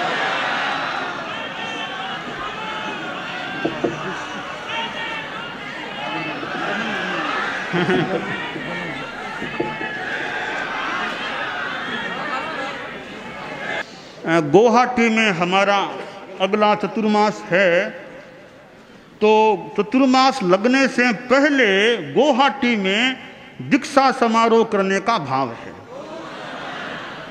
और वह दीक्षा समारोह है 13 जुलाई 2016 आषाढ़ शुक्ला नवमी को गुवाहाटी में करने का भाव है। और उस दीक्षा समारोह में दीक्षा लेने वालों के नाम या जिनको देना उनके नाम बता रहा हूँ। ये उड़ीसा का बालक क्रिस बालक है। क्रिस, इसकी 2 बहनें हैं। क्या नाम है? कल्पना और अर्चना, आंचल और कल्पना, आंचल, 2 बहन। इनकी 2 3 है भाई, 2 बहनें। और ये 3 हो गए। और एक हमारे नौरतन जी नाटा, 4। एक ये सचिन जो मालवा से हैं, 5। एक रुपेश सेठ या सरदार शहर कोलकाता, 4 2 6 हो गए ना, 6। इन सचिन हो गया, सचिन हो। इन 6 को उस गुवाहाटी में 13 जुलाई को मुनि दीक्षा, साध्वी दीक्षा देने का भाव है। तो गुवाहाटी के बाद भी हमारी यात्रा शुरू होने वाली है, तो उसमें शिलोंग भी जाना है। तो 23 से 27 नवंबर का प्रवास हमारा शिलोंग में हो सकेगा। 16-17 दिसंबर का ग्वालपाड़ा में प्रवास हो सकेगा। 24-25 का दिसंबर का प्रवास बिलासीपाड़ा में हो सकेगा। 29, 30, 31 दिसंबर का यह प्रवास धुबड़ी में हो सकेगा। 8, 9, 10 जनवरी का 17 का प्रवास दीनहट्टा में हो सकेगा। 12, 13, 14, 15 जनवरी 17 का प्रवास कूच बिहार में हो सकेगा। 18 जनवरी का माथा भांगा में प्रवास हो सकेगा। 21, 22 जनवरी का सांगड़ा बांधा में प्रवास हो सकेगा। और 24 जनवरी का मैनागुड़ी, 25 जनवरी का जलपाईगुड़ी। और फिर 29 जनवरी 2017 को मर्यादा महोत्सव के लिए सिलीगुड़ी में प्रवेश हो सकेगा। अक्षय तृतीया का प्रोग्राम 2017 का भी फिर करना है ना, वो भी सामने है। तो सन 2017 का अक्षय तृतीया का कार्यक्रम भागलपुर में करने का भाव है। सन 2017 का चतुर्मास से Rajarhat Acharya Mahapragya Mahashraman Education and Research Foundation के प्रांगण में के परिसर में राजरहाट में 2017 का चतुर्मास करने का भाव है। श्रावक श्राविकाओं के लिए एक बात साधना की बता रहे हैं। साधना के लिए एक बात यह बता रहे हैं कि शनिवार के 7 बार में एक है शनिवार। शनिवार को शाम को 7 से 8 बजे के बीच में अगर संभव हो, अनुकूलता हो, तो एक सामायिक श्रावक श्राविकाओं को कर लेनी चाहिए। शनिवार को शाम को 7 से 8 के बीच में। मुमुक्षु भाइयां भी संभव हो तो ध्यान दें कि शनिवार को 7 से 8 के बीच सामयिक हमारे उपासक श्रेणी के जो उपासक उपासिकाएं हैं, काफी यहाँ होंगे उपासक उपासिकाएं भी, तो वे भी प्रयास करें संभव हो तो शनिवार को 7 से 8 के बीच सामायिक हो जाए। और भी श्रावक श्राविकाएं हैं वो प्रयास रखें यथासंभव कि शाम को शनिवार को 7 से 8 के बीच सामायिक की साधना हो। और मान लो आपको ट्रेन आदि से यात्रा करना हो तो आप यह देखिए कि यात्रा तो करनी है, पर शनिवार के 7 से 8 का समय मेरा कैसे बच सके, तो कैसे मैं सामायिक की साधना कर सकूं। भले स्टेशन पर कहीं सामायिक करना पड़े या ऐसी समय की व्यवस्था का ध्यान दें कि शनिवार को वो सामायिक। एक बात का ध्यान रखें, ट्रेन में सामायिक नहीं करना है, प्लेन में सामायिक नहीं करना है, वो नीचे अपने स्थान पर सामायिक करना है। तो यह प्रयास यथासंभव करना चाहिए। मैंने जो बंधन की विधि बताई थी साधु साधियों के लिए कि भिन्न समाचारी में जो हैं, तो यही विधि समण श्रेणी के लिए है। समण श्रेणी को भी तिखुत्व के पूरे पाठ से या उठ बैठ करके या चरण स्पर्श के रूप में बंधन की विधि नहीं मानी जा रही है। गोडी ढाल के माथा झुका के उस वंदना में या बंदामी बोलने में आपत्ति नहीं है, तो तिखुत्व के पूरे पाठ से चरण स्पर्श के रूप में या उठ बैठ के वो समण श्रेणी को बंधन की विधि नहीं रखी जा रही है। कई बार एक शब्द बोलते हैं कि संग गायक, संग गायक। ये संग गायक मेरी जानकारी में कोई भी ऐसा अलंकरण संबोधन कोई हमारे यहाँ नहीं दिया गया है। तो इसलिए संग गायक का प्रयोग किसी के लिए जब तक कोई ये विधिवत न दिया जाए, किसी के लिए इस विशेषण का प्रयोग अपने भाषण आदि में बात में नहीं करना चाहिए। एक हमारे कार्यक्रम चलता है वर्षों से सापेक्ष अर्थशास्त्र का, परम पूज्य आचार्य महाप्रज्ञ जी के द्वारा चलाया गया था। तो उस पर यह मैंने चिंतन किया है कि यह कार्यक्रम अब चले तो जैन विश्व भारती इंस्टीट्यूट लाडनो के द्वारा चलना चाहिए और किसी संस्था के द्वारा या स्वतंत्र रूप में वो प्रोग्राम नहीं चलना चाहिए। जैन विश्व भारती इंस्टीट्यूट चला सके तो वो ध्यान दे करके वो चला सकती है और किसी के द्वारा वो नहीं चलना चाहिए। कि हमारे साधु साध्वियाँ कोई प्रोग्राम में, व्याख्यान में ऊपर मंच पर बैठते हैं, चाहे कोई प्रोग्राम भी हो, तो आप श्रावक श्राविकाओं को साधु साध्वियों के पास मंच पर नहीं बैठना चाहिए। मतलब भले कोई प्रोग्राम भी हो, प्रोग्राम है ना, देखिए आपके मेहमान यानी कोई आपके पदाधिकारी भी आए, विभिन्न संस्थाओं के समाज के पदाधिकारी आए ना, आप उनको सम्मान देने में दिक्कत नहीं है। सम्मान तो वो नीचे भी आपने अच्छी व्यवस्था कर दी, मंच के ऊपर है जहाँ साधु साध्वियाँ बैठते हैं, वहाँ श्रावक श्राविकाओं को भले पदाधिकारी भी हों पास बराबर नहीं बैठना चाहिए। श्रावक श्राविकाओं के लिए एक मैं साधना की बात और बता रहा हूँ, वो खास बात है साधना की, कि जो श्रावक श्राविकाएं मतलब खासकर पुरुष तो श्रावक हैं, वो भी उनके लिए बता रहा हूँ कि 60 वर्ष पार हो चुके हैं और कम से कम 1 साल से ज़्यादा समय से 12 व्रत की साधना कर चुके हैं, उनके लिए विशेष साधना मैं बता रहा हूँ। उस साधना का नाम है सुमंगल साधना। सुमंगल साधना, तो वो साधना मैं वो जो 60 वर्ष पार के श्रावक पुरुष हों, कम से कम 1 साल से अधिक अवधि से 12 व्रती हों, उनको वो साधना विशेष त्याग प्रत्याख्यान की है। वो मैं व्यक्तिगत वो मैं उनको बता सकूँगा। वो कोई वो साधना मेरे से जानना चाहें, वो थोड़ी सी कठोर कड़ी साधना है। तो वे हर महीने की किसी भी महीने की 29 तारीख को लगभग 3 बजे के आसपास, चाहे मैं बताऊं चाहे हमारे संत लोग कोई बता दें, तो वो साधना जो विशेष त्याग प्रत्याख्यान की है, वो 12 व्रत को भी और ज़्यादा गहराई से त्याग प्रत्याख्यान की साधना है, वो बता सकते हैं। तो 60 वर्ष पार और 1 वर्ष से ज़्यादा काल से 12 व्रती रह चुके उन पुरुषों को वो साधना बताई जा सकेगी। समन श्रेणी हमारे समनियाँ हैं, एक समन भी हैं, तो समन श्रेणी के लिए थोड़ी बातें बता रहा हूँ। समन श्रेणी में निर्देशिका होती है, साध्वी प्रमुखा जी भी हैं, नियोजिका जी भी हैं, मुख्य नियोजिका जी। तो इनके लिए व्यवस्था यह है कि इनके लिए एक स्थान है होगा अग्रणी का। तो अग्रणी अलग है, निर्देशिका अलग है। अग्रणी में निर्देशिका में क्या फर्क है? अग्रणी तो स्थायी रहेगी, स्थायी, जब तक उसको परिवर्तित न कर दें या दायित्व से मुक्त न कर दें तब तक अग्रणी तो स्थायी रहेगी। निर्देशिका टेम्परेरी होती है, यह व्यवस्था।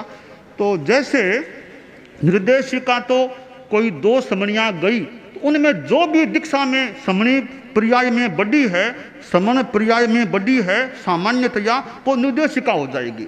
जो भी ग्रुप गया उनमें जो भी सर्व दीक्षा ज्येष्ठ है समन दीक्षा में, वो निर्देशिका हो जाए। कोई विशेष निर्देश बड़े दे दें तो अलग बात है, वरना जो भी दीक्षा में सर्वज्येष्ठ है वो निर्देशिका रहे। अग्रणी जो नियुक्त होगा, अग्रणी किसी भी ग्रुप में जाएगा, वो भले दीक्षा में छोटा हो बड़ा हो, वो अग्रणी ही रहेगा, उसका अपना दायित्व रहेगा। तो मैं कुछ समणियों को अग्रणी के रूप में मनोनीत कर रहा हूँ। मधुर प्रज्ञा जी समणी जी, और समणी कुसुम प्रज्ञा जी, समणी स्थित प्रज्ञा जी, समणी अक्षय प्रज्ञा जी, समणी चारित्र प्रज्ञा जी, समणी चैतन्य प्रज्ञा जी, समणी निर्वाण प्रज्ञा जी, समणी मल्ली प्रज्ञा जी, समणी ये सन्मति प्रज्ञा जी, समणी कमल प्रज्ञा जी। इन समणियों को अग्रणी के रूप में मनोनीत किया जा रहा है और इन्हें स्थायी रूप में यह दायित्व दिया जा रहा है। वे किसी भी ग्रुप में रहें, इनका अग्रणी का यह दायित्व रह सकेगा। जब तक हम दूसरा कोई इंगित न दे दें तब तक ये अग्रणी के रूप में रह सकेगी। और इनके ग्रुप में इनसे कोई बड़ी भी समणी होगी, तो अग्रणी का दायित्व रहेगा आज्ञा आलोचना व्यवस्था का सारा। और जो अग्रणी समणियाँ है वे समीक्षा परिषद में और कल्याण परिषद में अपने विचार रखने की अधिकारी भी होंगी। और कोई समणी नियोजिका के सिवाय और कोई समणी समीक्षा परिषद और कल्याण परिषद में बैठ तो सकती है, विचार प्रस्तुत करने के भी अधिकारी नहीं होंगी। नियोजिका और अग्रणी ही विचार प्रस्तुति के अधिकारी हो सकेंगी। समन श्रेणी के लिए यह व्यवस्था है कि ट्रेन और प्लेन का प्रयोग करने में तो आपत्ति नहीं है, कार बस ऐसे वाहनों का प्रयोग या तो स्टेशन एयरपोर्ट जाने के लिए या स्टेशन एयरपोर्ट से प्रवास स्थल में आने के लिए वो दूरी ज़्यादा से ज़्यादा 20 किलोमीटर तक की हो सकती, उससे ज़्यादा दूरी नहीं होनी चाहिए।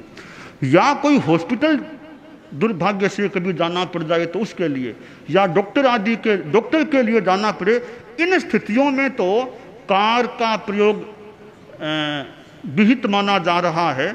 बाकी विशेष अनापत्ति स्वीकृति के बिना सामान्यतया समन श्रेणी के सदस्य कार बस ऐसे वाहनों का प्रयोग नहीं करें। ट्रेन प्लेन में उनकी आपत्ति नहीं है। और समन श्रेणी जब धमर हो वर्षा हो तो आचार्य प्रवर के दर्शन करने के लिए भी धमर में और वर्षा में नहीं आना। जैसे शादियों की विधि वही विधि समन श्रेणी की है कि धमर वर्षा में समन श्रेणी को आचार्य प्रवर के दर्शन करने के लिए भी आना नहीं चाहिए। और समन श्रेणी के सदस्य संवत्सरी के बाद पहली बार दर्शन करें आचार्य प्रवर के, तब समर्पण की शब्दावली मुखिया बोल दे, बाकी बरस भर में फिर दोबारा वो शब्दावली बोलने की अपेक्षा नहीं। संवत्सरी के बाद जब पहली बार मिलना हो तब अग्रणी या निर्देशिका जो भी हो वो समर्पण की शब्दावली बोलें, बरस भर में एक बार बोलना पर्याप्त है। विदेश के संदर्भ में समणियाँ जाती हैं, काम करती हैं, तो विदेश के संदर्भ में कोई नीति निर्धारण करना हो तो समणी नियोजिका से जानकारी करके कोई निर्णय लेना, विशेष कोई निर्णय लेना हो विदेश में कोई संस्था आदि में, तो समणी नियोजिका से संपर्क करके उनका मंतव्य जान करके और समणी नियोजिका अपेक्षानुसार बड़ों से संपर्क करके फिर वो निर्णय लेना चाहिए।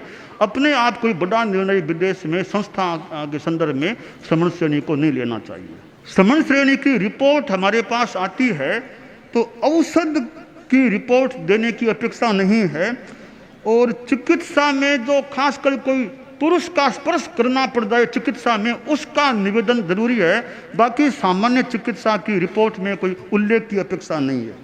हमारे समारोह कार्यक्रम होते हैं तो ये पुस्तकों का लोकार्पण होता है, तो मैं मेरे लिए एक बात आपको जानकारी दे रहा हूँ कि ये कई संस्थाएं जो अपना साहित्य लोकार्पित करती है, जैसे जैन विश्व भारती, आदर्श साहित्य संघ, ऐसी संस्थाएं, तो पुस्तक का लोकार्पण में दिक्कत नहीं है। समाज को पुस्तक दिखाई जा सकती है, बताई जा सकती है, कुछ बोला भी जा सकता है अपेक्षा अनुसार।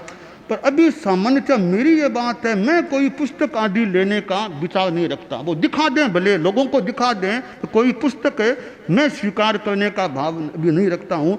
न पुस्तक है, न कोई चित्र है, न कोई अभिनंदन पत्र, ऐसी चीज़ों को मैं ग्रहण करने का यथासंभव मेरा विचार नहीं है। समाज को दिखाने में आपत्ति नहीं है। हम जाते हैं गुरुकुलवास में हमारे यहाँ, तो कभी कभी ये बैंड बाजा भी होता है। तो हालांकि हमने समीक्षा परिषद में चिंतन भी किया था, अब थोड़ा उस चिंतन से मैं अलग अब नई बात आज बता रहा हूँ कि खासकर गुरुकुलवास में हमारा जुलूस होता है तो उसमें आप लोग ध्यान रखें, बैंड बाजा नहीं होना चाहिए। न तो तेरापन समाज को करना चाहिए, न किसी अन्य समाज का होना चाहिए, न विद्यार्थियों का होना चाहिए, न सैनिकों का होना चाहिए। किसी भी रूप में बैंड का, बाजा का, ढोल का यह प्रयोग नहीं होना चाहिए। दूसरों को भी हम समझाने का प्रयास करें कि हमें इसकी अपेक्षा नहीं है।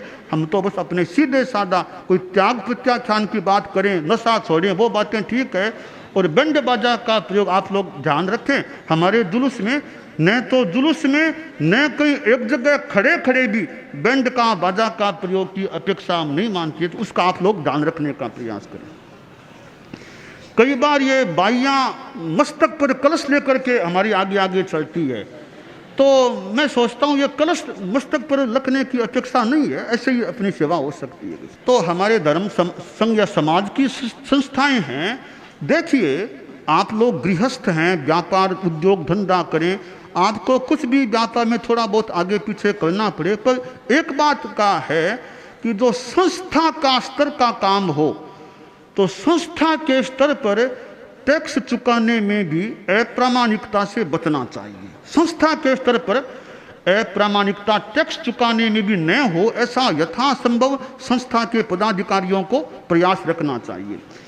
और संस्थाओं के द्वारा कोई निर्माण का काम हो, मकान आप बनवाएं समाज के लिए, तो आप प्रयास यह रखें मकान भवन के निर्माण में कोई अवैध निर्माण नहीं होना चाहिए। तो ये जो मैंने आज बातें बताई हैं वो आज यानी माघ शुक्ला सप्तमी के सूर्यास्त के साथ ही सब लागू मान ली जाए। 152वें मर्यादा महोत्सव में यहाँ अभी किशनगंज में 46 साधु हैं, 65 साध्वियाँ हैं, 1 समन है और 64 समनियाँ है। कुल 176 का योग बताया गया है। साधु साधियाँ लोस कराते हैं। हमारे कितने साधु साधियाँ बाहर हैं, नए नए छोटे छोटे हमारे कितने बाल मुनि बाहर होंगे, छोटे छोटे संत हैं, नई साधियाँ हैं। तो कईयों का पहला लोच हो गया होगा, जिनका भी पहला लोच हो गया हो और कल्याणक नहीं दिए गए हैं तो उन सबको 111 कल्याणक पहले लोच के दिए जा रहे हैं। जो हमारे छोटे संत बहिर्बिहार में हैं, छोटी नई साधियाँ हैं, उनको स्वाध्याय भी करना चाहिए। अच्छे संस्कारों का विकास, आचार निष्ठा, संघ निष्ठा, व्याख्यान देने का विकास, उनका अच्छा विकास होना चाहिए। उनके अग्रणी साधु साधियाँ या उनके और सहायक साधु साधियाँ वो उनको आगे बढ़ाने का प्रयास करें और उनका अच्छा विकास हो तो हमारी मंगल कामना, मंगल प्रेरणा, हमारे नए नवदीक्षित साधु साधियाँ जो बाहर हैं उनका भी अच्छा विकास होना चाहिए। श्रावक श्राविकाओं को, व्यक्तियों को हम याद कर रहे हैं। श्री मुल्तान मलजी बैद खुशकी बाग, उनको मैं तत्वज्ञ श्रावक के रूप में संबोधित करता हूँ। श्री श्रीचंद जी चोरड़िया, टमकोर, कोलकाता, तत्वज्ञ श्रावक। स्वर्गीय केसरबाई बैद, सुजानगढ़, दिल्ली, तत्वज्ञ श्राविका। श्री मालचंद जी घोड़ावत, बीदासर, श्रद्धा निष्ठ श्रावक। श्री सुमेरमल जी डागा, श्री डूंगरगढ़, कोलकाता। श्री कन्हैयालाल जी तातेड़, रतनगढ़, कोलकाता। श्री धर्मपाल जी जैन, बरनाला। श्री पुखराज जी डूंगरवाल, कुआथल, मुंबई। श्री भूरामल जी गुलगुलिया, नाल। श्री रतनलाल जी जोगड़, लोनार, जो मुनि आलोक कुमार जी के संसार पक्षीय पिता। इन सब को श्रद्धा निष्ठ श्रावक के रूप में संबोधित किया जा रहा है। और इसके साथ श्री धर्मचंद जी सेठिया, बगड़ी, तिरुवन्नामलई, और श्री शुभकर्ण जी बरड़िया, सरदार शहर, कोलकाता। श्री स्वर्गीय अमृतलाल जी बाफना, तो समणी स्वर्ण प्रज्ञा जी के संसार पक्षीय पिता। और स्वर्गीय उत्तम चंद जी सेठिया, दावणगेरे। स्वर्गीय राजेंद्र कुमार जी छाजेड़, जलगांव। स्वर्गीय हनुमानमल जी बेंगानी, निर्मली। स्वर्गीय चंपालाल जी आंचलिया, हैदराबाद। स्वर्गीय धूरचंद जी बैद गंगाशहर। इन सबको भी श्रद्धा निष्ठ श्रावक के रूप में मैं संबोधित करता हूँ। बाइयों में श्रीमती मांगी बाई बाफना, सोजत रोड, इनको तपोनिष्ठ श्राविका कह रहा हूँ। स्वर्गीय सुशीला बाई बोरा, चेन्नई, तपोनिष्ठ श्राविका। श्रीमती रसाल देवी धोका, जो मुनि धर्मेश कुमार जी की संसार पक्षिया माँ, निमली, कांजीपुरम को श्रद्धा की प्रतिमूर्ति। श्रीमती सौभाग्यबाई सिंघवी, आसावली। श्रीमती कानीबाई गोरछा, सुजानगढ़, इस्लामपुर, साध्वी चित्रलेखा जी की संसार पक्षिया माँ। श्रीमती मोहनीबाई रांका, खुश्की बाग। श्रीमती कमलाबाई चोरड़िया, सिलीगुड़ी। श्रीमती अणचीबाई बाफना, असाड़ा, जो समणी स्वर्ण प्रज्ञा जी की संसार पक्षिया माँ है। श्रीमती बिमलाबाई तातेड़, रतनगढ़, कोलकाता। श्रीमती बिमलाबाई धारेवा, चेन्नई। श्रीमती सूरजबाई मरलेचा, चेन्नई। श्रीमती गजराबाई बोहरा, चेन्नई। श्रीमती शांतिबाई सिंघी, सिलीगुड़ी। श्रीमती कमलाबाई भंसाली, छापर, कोयम्बतूर। श्रीमती इतरजबाई आछा, चिकमंगलूर। श्रीमती कमलाबाई आछा, चिकमंगलूर। श्रीमती तुलसीबाई गिड़िया टमकोर जो साध्वी रचना श्री जी की संसार पक्षिया माँ, श्रीमती कंचनबाई भुतोड़िया लाडनो हैदराबाद, श्रीमती बदामबाई बोरा तासोल मुंबई, श्रीमती भंवरीबाई बेंगानी बीकानेर, श्रीमती पानीबाई छाजेड़ सरदार शहर, श्रीमती कमलाबाई गोड़सा जो साध्वी परम यशा जी की संसार पक्षिया माँ है, श्रीमती इंदिराबाई कोठारी रिंछेड़ मुंबई, श्रीमती जमकुबाई बागरेचा कोठारिया वासी, श्रीमती सोहनबाई दक उमरी मेघरेज, और जो सोनबाई जो मुनि कोमल कुमार जी की संसार पक्षिया माँ होती है, स्वर्गीय सुखीबाई कोठारी लाडनो किशनगंज, स्वर्गीय नैनाबाई पितलिया टाटगढ़ बेंगलोर, स्वर्गीय विजयाबाई जोगड़ लोनार जो मुनि आलोक कुमार जी की संसार पक्षिया माँ, और स्वर्गीय किशनीबाई ब्रह्मेचा कालू कोलकाता, स्वर्गीय पानाबाई मालू सुजानगढ़ कोलकाता, जो पानाबाई जो साध्वी प्रमिला कुमारी जी और साध्वी त्रिशला कुमारी जी की संसार पक्षिया माँ होती है, स्वर्गीय सुखीबाई बांठिया काथबली मुंबई, स्वर्गीय चंदाबाई सुतरिया आमली मुंबई, स्वर्गीय संतोष रानी जैन रामपुरा फूल लुधियाना, इन सभी श्राविकाओं को मैं श्रद्धा की प्रतिमूर्ति के रूप में अलंकृत संबोधित करता हूँ। हमारे साध्वी जिनप्रभा जी हैं, अच्छे काम करने वाले हैं, इनको शासन श्री साध्वी जिनप्रभा जी के रूप में स्वीकार किया। एक हमारे साध्वी विद्यावती जी द्वितीय हैं, दूर हैं, वो भी अब प्रौढ़ हैं, उनको भी शासन श्री साध्वी विद्यावती जी द्वितीय के रूप में स्वीकार करता हूँ। अब श्रद्धेय मंत्री मुनि श्री सुमेरमल जी स्वामी लाडनो जो दिल्ली में विराजमान है, मैं उनको यहीं से सविनय वंदन करता हूँ, और आज उनका 75वां दीक्षा दिवस भी है।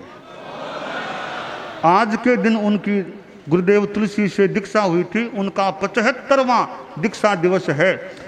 और मुनिश्री खूब लंबा संयम और भी लंबा संयम प्रियाय मुनिश्री का हो, और खूब अच्छा स्वास्थ्य साधना अच्छा क्रम चलता रहे।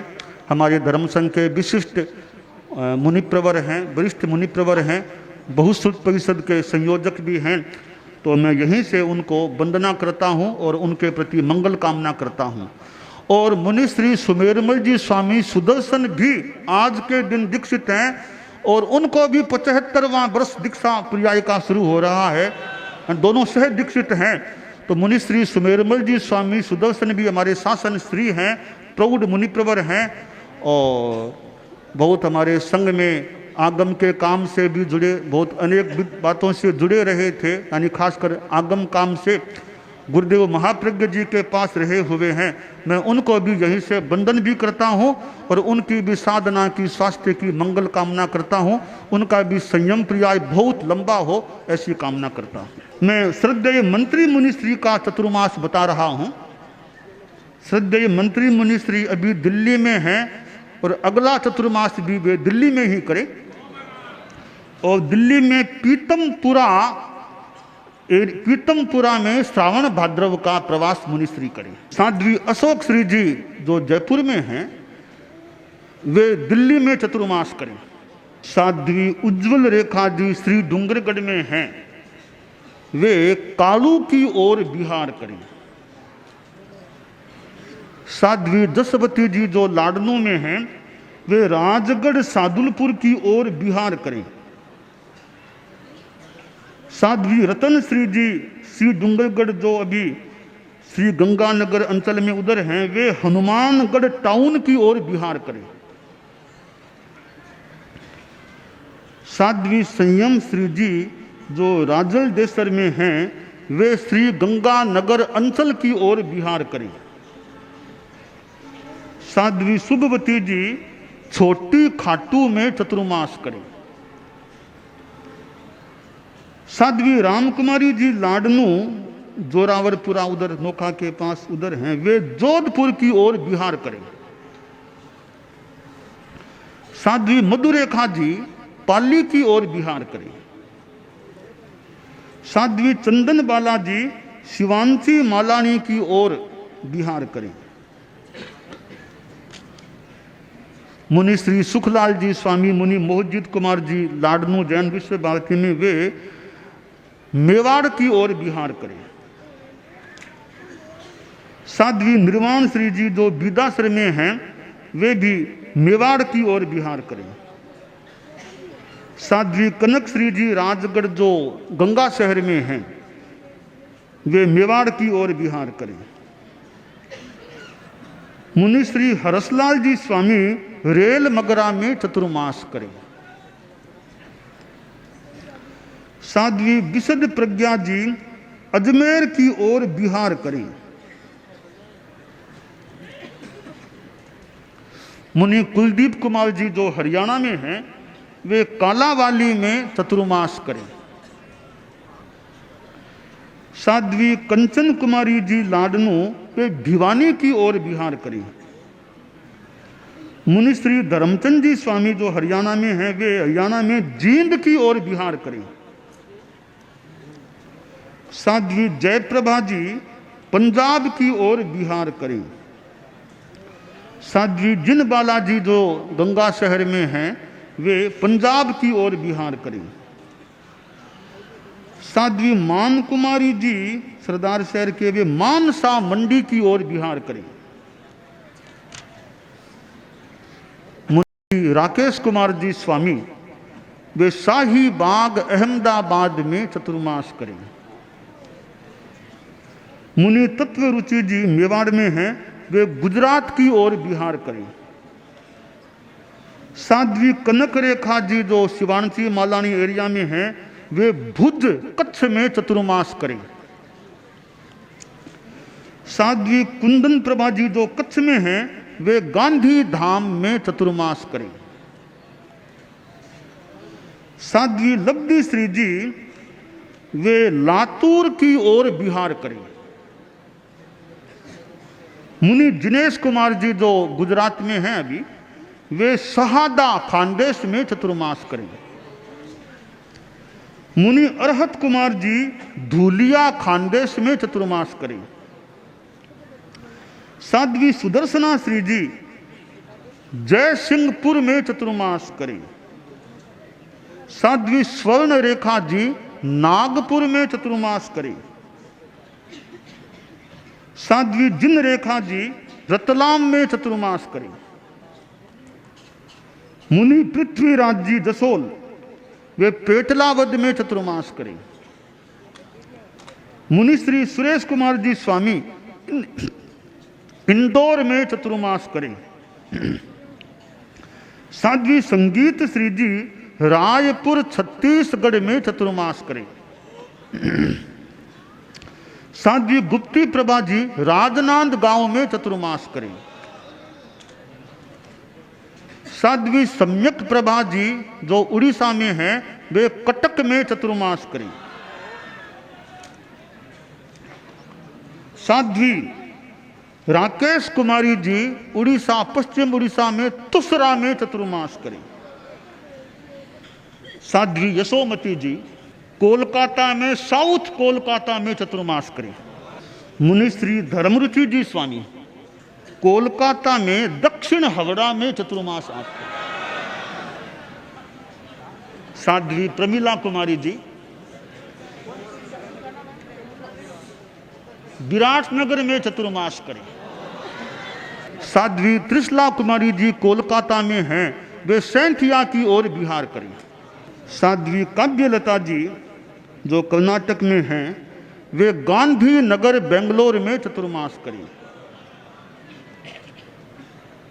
साध्वी मधुस्मिता जी है, वे कर्नाटक में मलनाड की ओर आगे बढ़े, मलनाड की ओर। मुनि ज्ञानेन्द्र कुमार जी जो कर्नाटक में हैं, वे विजयनगर बेंगलोर में चतुर्मास करें। मुनि श्री रणजीत कुमार जी स्वामी KGF में चतुर्मास करें। साध्वी विद्यावती जी द्वितीय, वो कर्नाटक की ओर आगे बढ़े, कर्नाटक की ओर आगे बढ़े।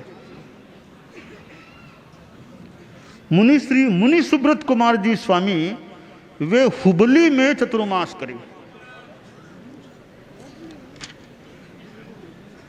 मुनि प्रशांत कुमार जी वे साहूकार पेट चेन्नई में चतुर्मास करें। साध्वी प्रज्ञा श्री जी सेलम तमिलनाडु में चतुर्मास करें। साध्वी पीयूष प्रभा जी जो दक्षिण में थी वे हैदराबाद चतुर्मास करें। साध्वी कुंथु श्री जी जिनका चतुर्मास हैदराबाद था वे विशाखापत्तनम में चतुर्मास करें। समणी भावित प्रज्ञा जी और कंचन प्रज्ञा जी ओरलैंडो यूएस केंद्र की वंदना करें। समणी सन्मति प्रज्ञा जी जयंत प्रज्ञा जी न्यूजर्सी सेंटर की वंदना करें। समणी विकास प्रज्ञा मर्यादा प्रज्ञा ह्यूस्टन सेंटर की वंदना करें।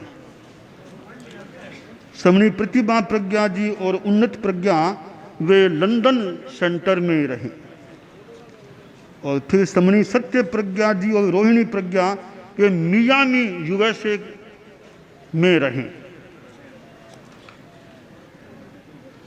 और जो समणियां हैं उनको मैंने अभी इनके केंद्र नहीं बताए, उनके उपकेंद्र मैंने बता दिए हैं। अभी इनको कहाँ कहाँ जाना है तो उनको व्यक्तिगत रूप में मैं बता चुका हूँ, तो वे अपने ढंग से यात्रा में आगे बढ़ने का प्रयास करें। जय जय धर्म संघ अभिचल हो, संघ संघ पति प्रेम अटल हो, हम सब का सौभाग्य खिला है, प्रभु यह तेरा पंथ मिला है, एक सुगुरु के अनुशासन में, एकाचार विचार विमल हो, जय जय धर्म संघ अविचल हो, दृढ़तर सुंदर संघ संगठन क्षीर नीरसा, यह एक ही पन हो अक्षुण्ण संघ मर्यादा, विनय और वात्सल्य सदल हो, जय जय धर्म संघ अविचल हो, संघ संपदा बढ़ती जाए, प्रगति शिखर पर चढ़ती जाए, भैक्षव शासन नंदन वन की, सौरभ से सुरभित भूतल हो, जय जय धर्म संघ अविचल हो, तुलसी जय हो सदा विजय हो, संघ चतुष्टय बल अक्षय हो, श्रद्धा भक्ति बहे नस नस में, पग पग पर प्रतिपल मंगल हो, जय जय धर्म संघ अविचल हो।